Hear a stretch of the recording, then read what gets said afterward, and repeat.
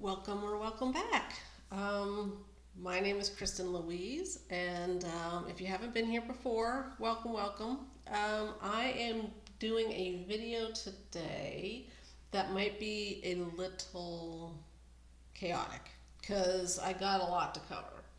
So I should probably do this in like two or three different videos, but I'm just going to throw it all together and try to cover as much as I can. I won't dilly dally as I always dilly dally a little and ramble, but I'll try to keep it to a minimum. So I'm going to cover decks that I've been obsessing over and using, my newest decks, and books. So the books I'll go over really quickly because I know most of y'all are here for the decks. So let's go first with the decks I am obsessing over right now, and there's three of them. So the first one is the Le Tarot de Marseille Waite. My French is horrible, so I am going to butcher pronunciation, so I'm not going to try. So if I'm reading any cards, I'm going to sound like a Yank. So this is the backs, and I just love this artwork. I love the blend between Marseille and Rider-Waite-Smith. And I don't know if it's like too bright, but let's see. Let me try to, it's kind of bright, so give me 1 second. I'm going to turn down my light a little. Okay, let's try that. Okay. Let's see. That's a bit better. Yeah. Okay. So I love the line drawing. I love the colors. I just love the blend of old and new, and just the genius of blending the two systems. And I know that there's a few others out there that do this, but I do have a soft spot for this one. Like, I know I've seen other ones, but I love this one. Yeah, like, there's just something enriching about it. There's something intriguing about it. And there's something that just makes me go squee. It's like a feel good deck for me. Like, for some people, they might, go for something a little, less traditional, for something that is more like, I don't know if you call it a hug deck. I guess it's as close to a hug deck as I'm gonna get, because I don't have a hug deck. Like the sort of inner child kind of decks, I don't have anything like that. And I don't really feel drawn to have one. So this is the closest thing I'm gonna have to a hug deck, at least right now. So this is, the Tarot de Marseille Waite. And I could just flip through the whole thing because I just think it's so beautiful. So yeah. Okay, so I won't show you the whole thing. There are plenty of walkthroughs, I'm sure. I actually haven't looked, so maybe there aren't. I'll look, and if there aren't any, I'll do one. But I assume there's gotta be some. Okay, so another deck that I'm obsessing over, and I've had this for a while. I mean, look at the box. It's destroyed. And it's the Noisy Museum Tarot by Le Green Witch. Oh, I didn't say the creator of this. This is Emmanuel Iger and Alice Laverty that created that one. Apologies. Okay, Le Green Witch, Noisy Museum Tarot. So I'd say I'm a history nerd. I'm not saying I'm a history buff, because I have the memory of a goldfish with a head injury. So a lot of historical information I end up forgetting, and then I have to relearn and relearn and relearn. So I just had an aside, I had a party not too long ago, and I was tested during the party on my Napoleon knowledge, because if you don't know, I am like a bit obsessed with the dude and with the history of the Napoleonic era and whatnot, but I haven't studied him in a while, and I failed so many questions, it was embarrassing. But he's in this deck. So that's awesome for me. So there's a lot of historical figures in here, including some of my ancestors. So yeah, I love the blend of historical figures and classic artwork, and sculptures. This is like a Mother Nature statue. I can't remember the title of it. I'm going to say that a lot. Yes, so I'm going to flip through this until I get to a card that I know, like the person or someone I'm related to. But I think it's very clever, very well done. I mean, everyone knows Michelangelo. I saw this not too long ago. I went to Italy. So, yeah, like, this one makes me go squee too. So I think, yeah, like 3 of the 4 decks, I would say, make me go squee. So, yes, beautiful colors, very well done collage. And I just think that, I think that's Waterhouse. Someone tell me if I'm wrong. And what was I saying? I think it's just a beautifully rendered collage. Like, I'm really into collage right now. And I couldn't tell you why. Like, some people may be able to verbalize exactly why they are into a specific style of deck. I couldn't tell you, honestly. I just am. I just, for some reason, it's just really tickling my fancy. Oh, Lilith. Those of you know me, I'm working with Lilith these days. So I'm happy to see that. Let's see. And, okay, there's one of my ancestors, Charlemagne. He was a very fecund, fertile dude. So a lot of people descend from Charlemagne. There's a lot of people out there who probably don't even realize they descend from Charlemagne. But he was very prolific. So there's a lot of, descendants of Charlemagne. But I'm able to trace myself back to him, which is pretty nifty. Let's see. Yeah, this is just love this. I think this is William Blake. Oh, yeah. And this is from the Parthenon in Greece. I've seen that in person. Yes. Love it, love it, love it. I just think, oh, there he is, Napoleon. So, okay, I'll stop there. It's a gorgeous deck. Gorgeous. This is King Francis of France, Francois. Yeah, of France. So, okay, so I'm going to put that away. And then the next one is by the same creator, La Green Witch. I think she's French.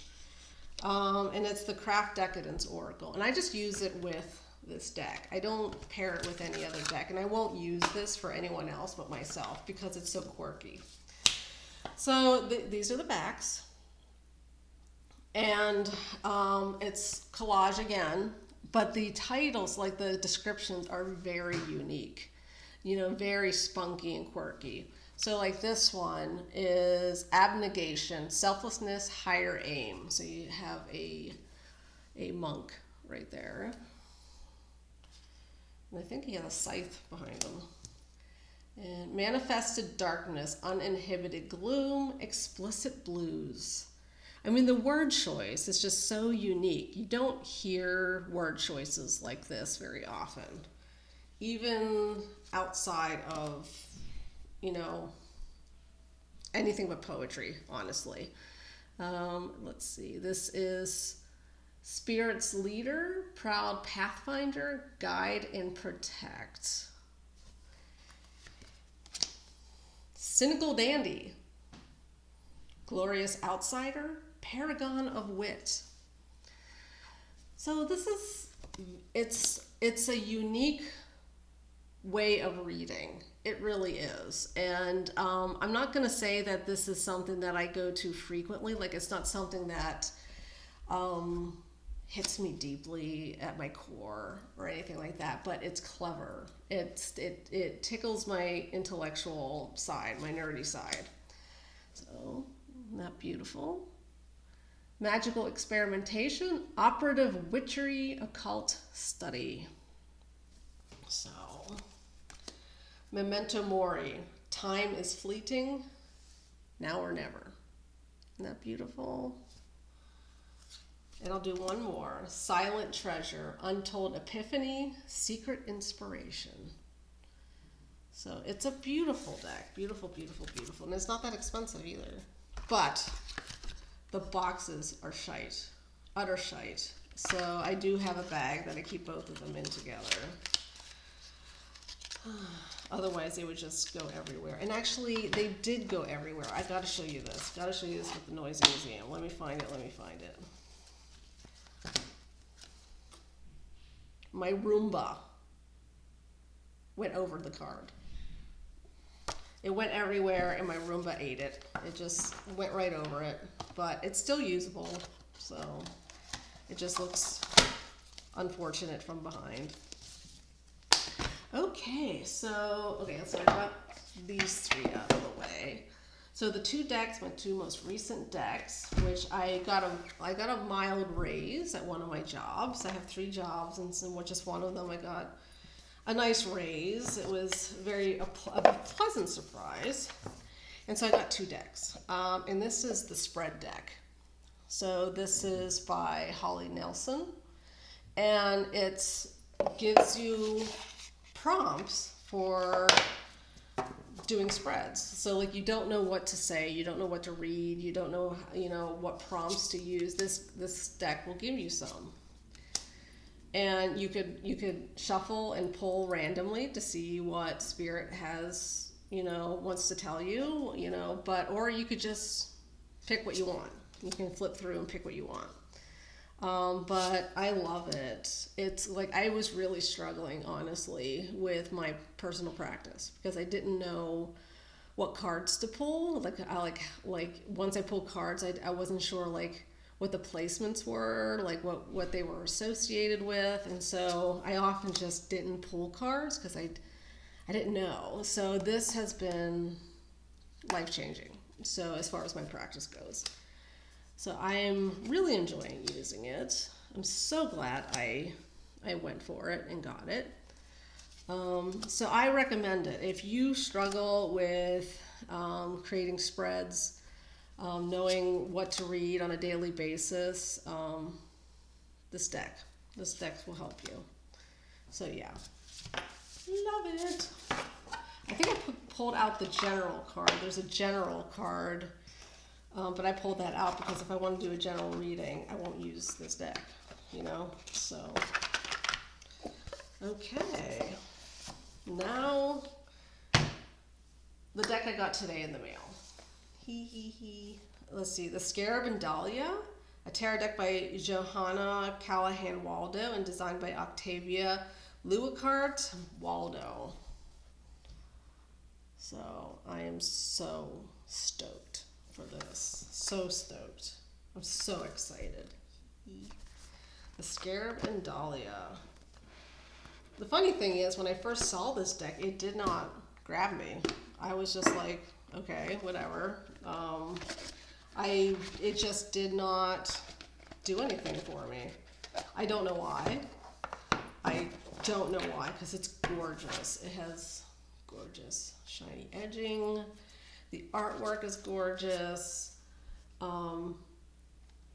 It's too big for my hands, unfortunately. Like I have a hard time holding it. Like they'll slide out. So we'll see how I can shuffle this deck. We'll see how well I can shuffle this deck.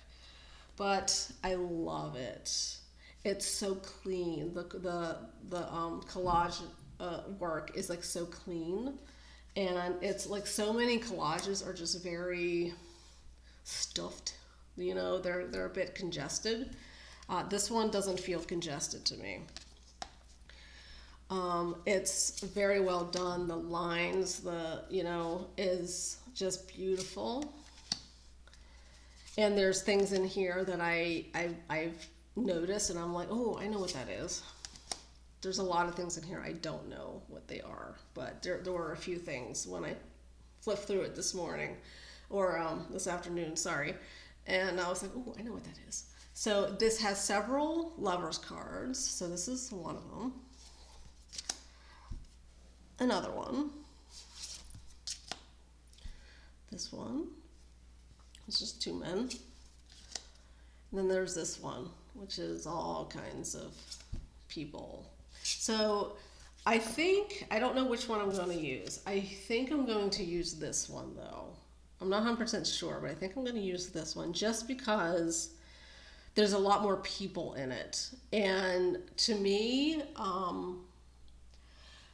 I know that most people are monogamous, but I want to be able to read into it non-monogamous paradigms, relationships, because I do have a number of friends who are in ethical non-monogamous relationships.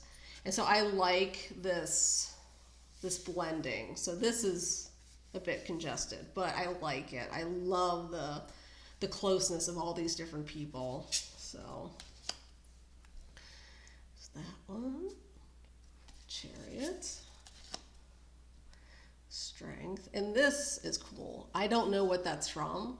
It looks like Aboriginal cave art to me. I couldn't tell you what it is though. It looks like a robot to me. Isn't that beautiful?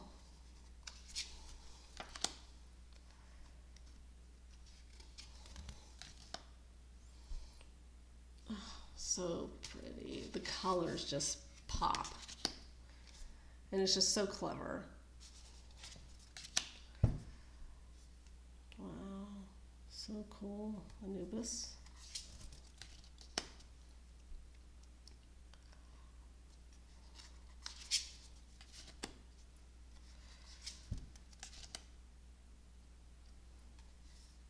The devil. This is cool. This is a cool devil card.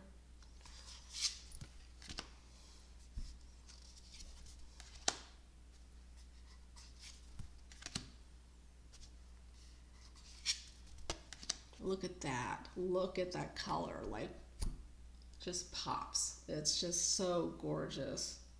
The sun. Oh my gosh. That's just stunning to me. I just think it's so stunning. Look at that world card. I love that. It's just so beautiful. And like the Ace of Coins. Like, it's just so solid, and so elegant. There's an elegance about this deck. Absolutely.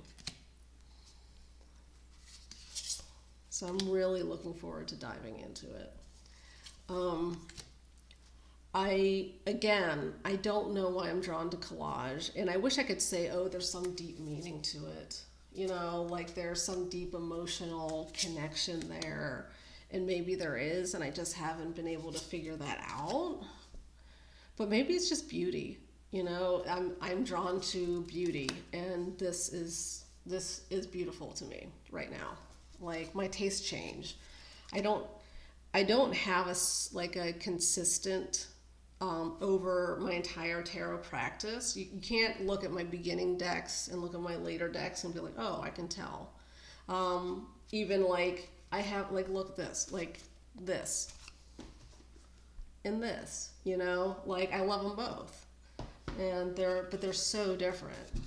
And so yeah, like, I don't know what draws me to it right now. If you can think of a reason why someone would be compelled towards collage decks, do tell me, because I might get some insight from you. So yeah, I love those reds.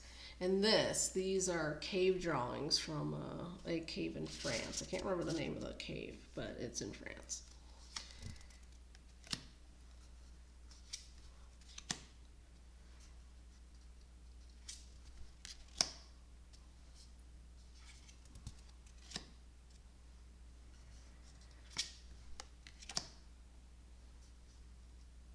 there's the Easter Island.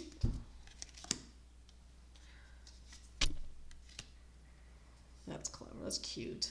He's just flying through the air like, hello.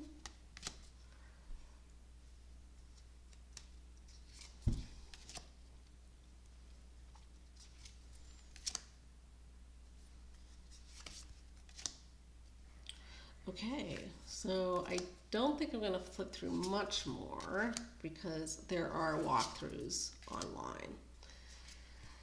So yeah, I think I will end it right there. The Four Swords. So, okay, so gorgeous, gorgeous deck. I am so stoked. So stoked. I haven't bought an indie deck in a very long time. Very long time. I just don't have the, I don't know, it's just not something I spend my money on frequently.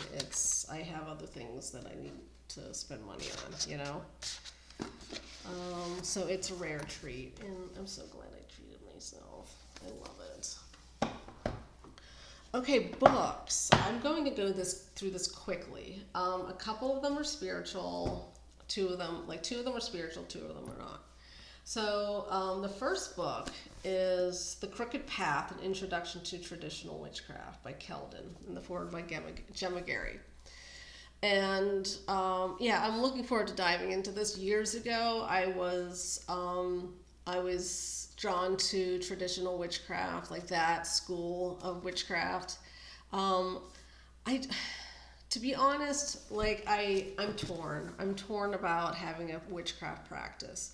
And the reason I'm torn is because of the amount of time and work witchcraft takes. It takes a lot of work. You can't just, I mean, you could, but just like light a candle and say, oh, I'm going to make something happen. You know, like you can't just say, you know, read something and feel like you're connecting, you know, on a spiritual level with some, you know, spirit being or deity. Like you can't be an armchair witch and have things like really be enriched.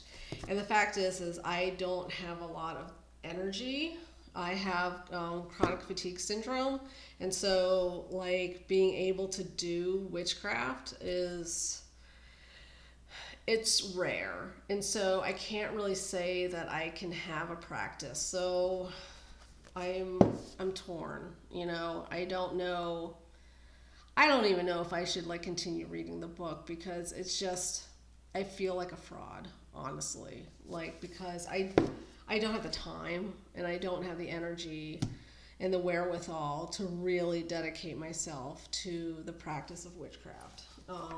But it's a great book. If you're interested in traditional witchcraft as opposed to like, you know, schools of witchcraft like Wicca, this is different. You know, it has a different feel to it. I encourage you, if Wicca isn't speaking to you, look into traditional witchcraft. Look into this book. It's a good introduction to it. The other one is Lilith, Dark Feminine Archetype. So I recently have started working with Lilith. And so I'm looking forward to really, you know, getting into this. I've only read the first like chunk of the book, and so I need to start reading even more. But yeah, I'm really drawn to her. It came out of nowhere, and I'm just really looking forward to trying to connect with her on a deeper level. But again, you know, the real world is just like it's very busy for me. I have a very rich, you know, life outside of my spiritual practice. So I have a lot of friends. I have, you know, a support group that I'm running. I have a discussion group I'm running. And yeah, so I don't know yet. I don't know where this is going. I don't know if maybe down the road I can really, really, you know, sink my teeth into my spiritual practice, because right now I'm skeptical that I can. So yeah, but I'm still gonna read them. I'll still like pick at them and go through slowly. So this is a nonfiction book, Seven Ages of Paris by Alistair Horn. And I mean, it is what it explains. It's the history of the city of Paris. I love Paris. I love France. I've been to Paris twice. I plan on going back. And so I'm really I just started it today. And so I'm just really looking forward to getting into it. I think I'm going to really nerd out to this and going to really enjoy it. I should probably use a highlighter. Okay, so the last book that I'm reading is called Polywise, a deeper dive into navigating open relationships. So like I mentioned earlier, I do have a lot of friends who are non-monogamous. And if you don't realize, if you don't know, I know I've mentioned it once before on someone else's channel, that I am in an open marriage. I am in an ethically non-monogamous marriage. And so I have a husband, but I also have a casual girlfriend as well. But this book is amazing. If you are curious about non-monogamy, if you know anyone who's non-monogamous, if you are like serious about looking into opening your relationship, this book is great. It's essential. It's essential reading. So that's it. That's what I got. This has been a long video. I don't usually do videos this long. So it's almost a half hour long. So if you stuck with me this long, yay, thank you. I'm going to go. I'm not going to make this any longer. So you have a good night. Bye.